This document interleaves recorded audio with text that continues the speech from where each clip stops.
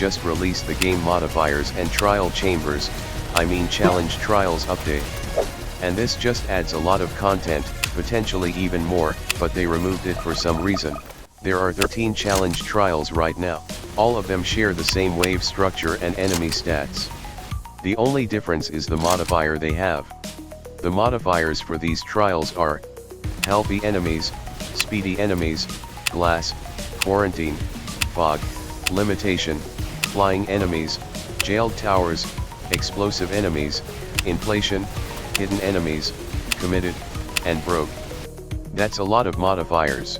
If you're wondering if they're a challenge, well, they are. Most of them.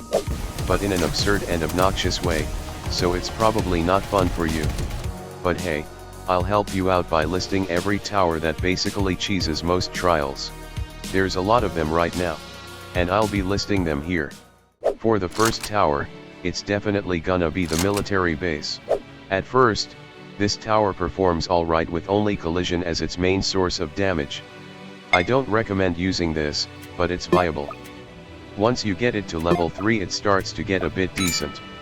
And then once you have a tank in the field, you can now cheese the challenge. You don't need to think about placements, worry about its range, and the large swarms of enemies showing up in waves. This towers makes it even better for limitation and quarantine where their gameplay limits placing a lot of towers, since you don't need to place a lot of them to defend. Military base can easily destroy early game difficulty spikes like breakers, necromancers, and bolts, speedy boss, and in the late game, necromancer king. The only bad thing about this tower is that it takes a while to defend and is map reliant. Also, note that it's not useful for two trials, which are explosive enemies and flying trial. All enemies that explodes can deal unit damage to military base, and tanks can't see flying enemies. Next up is Electroshocker. This tower has insane stall and crowd control potential. Stunning enemies every second which lasts a while. Even if that enemy has stun immunity, it can still do a decent job at stalling it. On speedy trial, this makes Electroshocker even more valuable since he can completely remove the difficulty of nimble enemies. If you can get a level 4 Electroshocker for breakers in the early game that's also great. Since it basically cheeses breakers and any enemy after that wave. There's also defense melting on top of those already great advantages so you can deal even more damage against hazmats and giant bosses. On hidden trial you need to bring ace pilot or firework technician for it to be used later in wave 5 to see hiddens. Then we have the cowboy, and his golden variant. This tower can help you a ton on broke and inflation trial, making you earn enough money to get more defenses.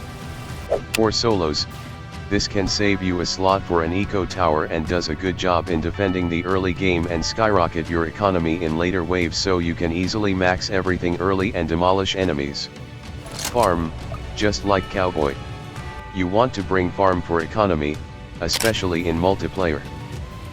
Like any other normal TDS games, except it's incredibly needed in trial due to its difficulty and the amount of money the enemies give. With farm you can get more and higher level defenses earlier. With both cowboy and farm you can negate the challenge of broke and inflation trials.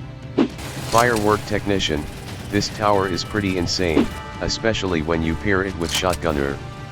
Firework technician gives every tower within its range a chance to shoot out a firework that deals splash damage to enemies. This doesn't scale based on the tower's DPS but rather their fire rate instead. So it can do some insane DPS early on. On hidden and flying trials, this tower can almost completely remove the challenge of those trials. If you can kill those enemies quick enough before your towers ran out of detection buff coming from firework technician. Golden soldier, this tower is very good for hidden and flying trials since it covers all of those detections and performs really well on all stages of the game. Early game, mid game, late game. It has high range so you don't have to worry much about enemies getting out of range. Pair it up with firework technician, and it becomes even better for DPS. Though shotgunner could still be a better combo for firework technician, but golden soldier can be more versatile and safe with its range. Rocketeer, this tower is just goat for crowd control. It's even better than Mortar, that's a level 75 tower. In its early levels it mostly acts like a single target tower. If you add stalling towers with it, Rocketeer can get insane value. This tower is a hybrid, good single DPS and amazing crowd control.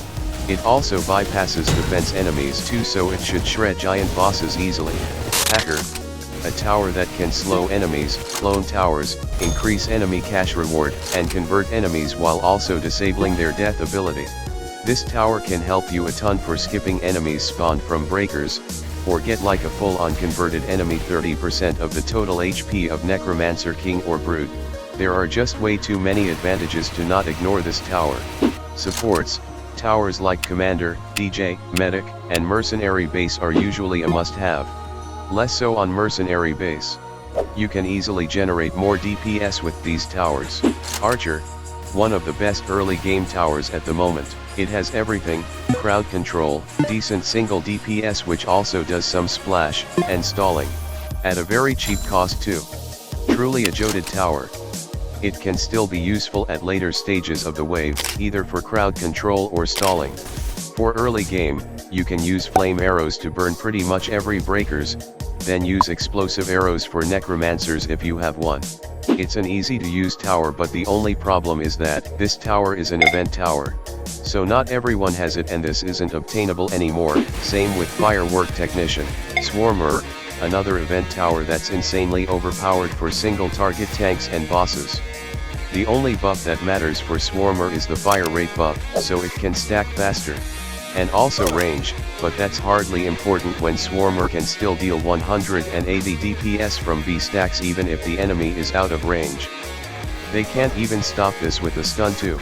Best of all, it's very cheap to max out individually, so it's really good for trials that barely give you enough money like Broke and Inflation. Ace Pilot. This is more of an honorable mention for the hidden trial specifically, where every enemy is hidden in a wave structure that features 0 naturally spawned hidden enemies.